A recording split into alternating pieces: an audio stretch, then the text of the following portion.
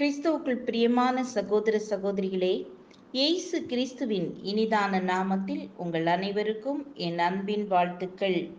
இன்றைய நாளுக்கான வேத வசனம் பரிசுத்த யோவான் எழுதின சுவிசேஷம் 3ஆம் அதிகாரம் 8ஆம் வசனம். காற்றானது தனக்கு இஷ்டமான இடத்திலே வீசுகிறது, அதன் சத்தத்தை கேட்கிறாய், ஆகிலும் அது இன்ன இடத்திலிருந்து வருகிறதென்றும் இன்ன இடத்துக்கு போகிறதென்று உனக்கு தெரியாது. ஆவியினால் பிறந்தவன் எவனோ அவனும் அப்படியே இருக்கிறான் என்றார். அமெரிக்காவில் நயாகரா பயங்கரமான அருவி உயர்ந்த மலைகளிலிருந்து அடியேற்ற படு பாதாளத்தில் விழுந்து பெரும் ஆறாய் பாய்கிறது. அந்த பயங்கர வெள்ளத்தில் ஒரு முறை ஒரு கப்பல் சிக்கி கொண்டது. ஆயிரக்கணக்கான மக்கள் வந்து இக்காட்சியை கவலையோடு கண்டனர். ஆனால் அவர்களால் ஏதும் செய்ய முடியாது. இன்னும் ஓரிரு நிமிடங்களில் கப்பல் அமிழ்ந்து போகும். கொடிய வெள்ளம் கப்பலை இழுக்கிறது.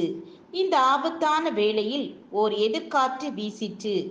காற்று போக்கில் பாய்களை விரி என்ற குரல் மாலுமியின் வாயிலிருந்து வேகமாக வெடித்தது. வெள்ளம் ஒரு திசைக்கும் காற்று எதிர் திசைக்கும் கப்பலை இழுத்தது. காற்றின் வலுவால் கப்பல் கொஞ்சம் கொஞ்சமாய் அமைதலான இடத்தை அடைந்தது. ஆம், என கண்பானவர்களே, கப்பல் ஆபத்திலிருந்து தப்பியது. பயங்கர ஆபத்திலும் உன்னதத்திலிருந்து இரட்சணிய காற்று வீசுவதை பார். அக்காற்று வீசுகிற இரட்சிப்பின் திசையை நோக்கு. காற்று போக்கில் பாய்களை விரிக்க தவறிவிடாதே. ஜெபிப்போம். காற்றையும் கடலையும் அமர்த்துகிற உன்னதமான கர்த்தாவே, உமக்கு கோடி ஸ்தோத்திரம். எங்கள் வாழ்க்கையில் காணப்படுகிற புயல் போன்ற பிரச்சனைகளை மாற்ற வல்லவர் நீர். எங்களை எல்லா தீங்குக்கும் ஆபத்துக்களுக்கும் நீங்களாக்கி பாதுகாருங்க. இயேசுவின் நாமத்தில் பிதாவே, ஆமேன் ஆமேன். God bless you.